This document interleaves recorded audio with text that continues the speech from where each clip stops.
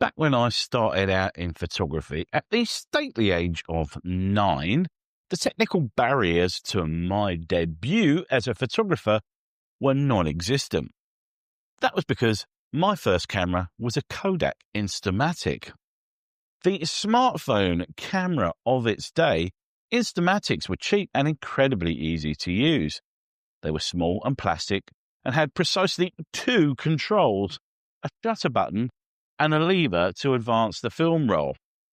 You held that Instamatic up to your face, squinted through the little plastic viewfinder, pressed the shutter button and advanced the film. After 24 glorious shots, the roll would be full and you could eject the film cassette from the camera and take it to the chemist to be processed or stick it in a prepaid envelope and send it off to bonus print. The Instamatic had a fixed focus lens with an aperture of about f11, give or take a stop or two, which meant that literally everything 1.5 meters in front of you would be in focus or, as focused as a plastic 43mm lens with optics only marginally better than a Christmas cracker novelty toy ever could be. If you wanted to photograph someone in low light, you could stick a little disposable flash cube on the top, but other than that, the only way to take better photos with that camera was to get off your ass and find better conditions. In hindsight, Instamatics were a kind of analog Instagram for the polyester generation, a way that ordinary people, me, with literally zero technical training, could take a photograph and capture a memory, a scene, or an event. Looking back, that little plastic camera taught me something that no amount of technical training ever could. It wasn't about perfect exposure or tack-sharp focus or having the latest gear. It was about seeing something memorable, and capturing it. So, here's a radical thought. What if being technically proficient isn't actually important?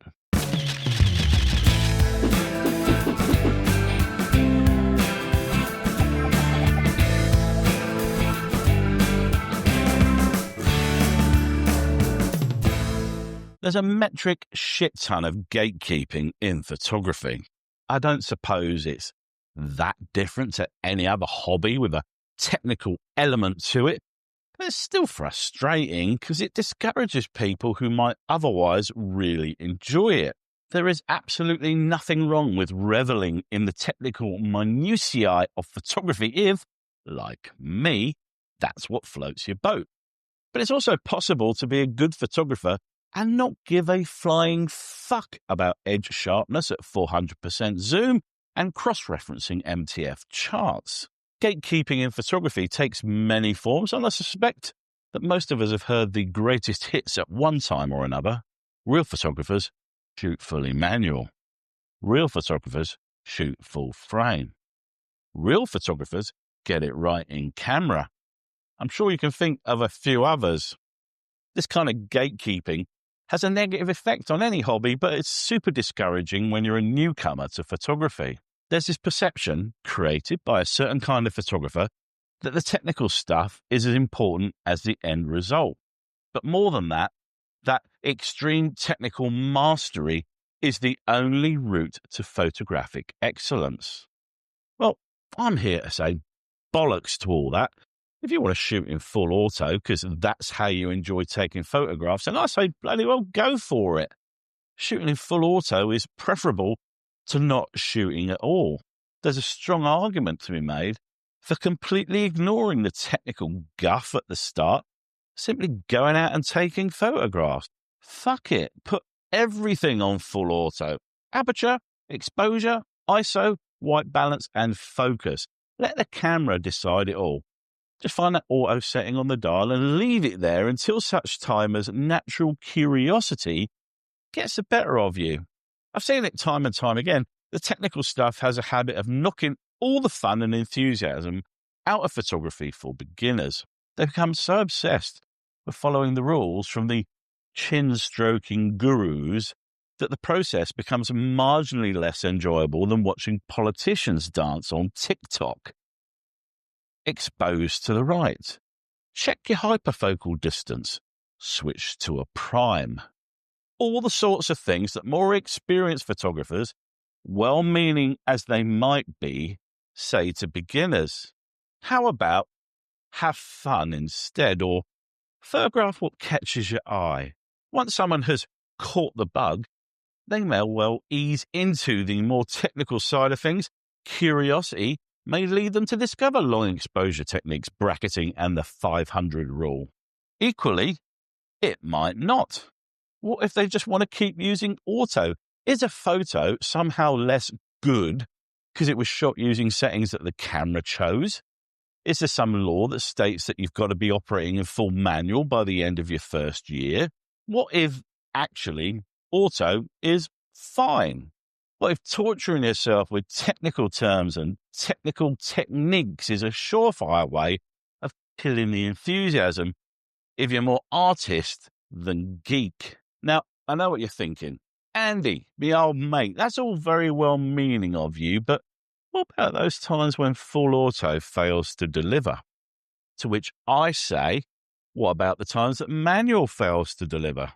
Even the most experienced photographers fuck up their shots, and let's be brutally honest here, manual often gets in the way too.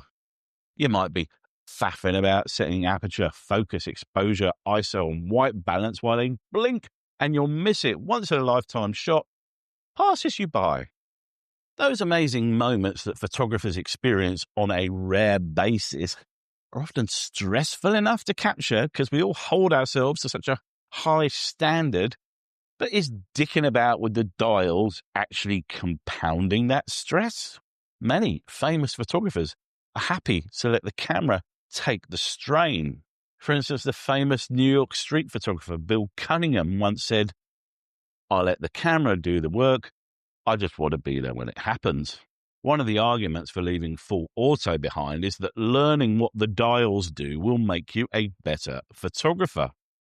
But once you understand how aperture works in terms of the amount of light hitting a sensor and its impact on the focal plane, you become a better photographer. That knowing what exposure to choose in any given circumstance makes you aware of the myriad possibilities available to you, and you become a better photographer. That knowing when it's advisable to crank the ISO up because you can't manage the light with aperture or exposure alone makes you a better photographer. All of those things can be true, and it still doesn't matter that someone ignores the fucking lot and shoots in full auto forever. And while we're on the subject, you know what else is A-OK? Priority modes. The argument that pros only shoot in full manual is somewhat weakened by the inclusion of the priority camera modes on even the highest of high-end cameras. You know why the camera manufacturers keep including them? Because they're astonishingly useful. And if we're going to continue the argument that full manual is something to aspire to, then priority modes are, at the very least, a gateway drug. In reality, aperture and exposure priority modes are genius. Decide what's most important in a scene. Is it depth of field and the focal plane? Or is it the speed with which you take the shot? I've earned a good living from landscape photography over the last 20 years or so, and I can categorically state that 90% of my shots were taken in aperture priority mode. When someone's learning the art of photography, stressing about manual settings can be a huge impediment to progressing. I strongly believe it's far more important to just get out there and shoot. Photography relies on highly technical bits of kit, not just the cameras, but tripod heads, gimbals, intervalometers, ND filters, extension tubes, L brackets, speed lights, etc., etc. But you don't need to know about any of that when you're starting out. All you need to know is that photography is about moments, not metadata. It's about captures, not kit.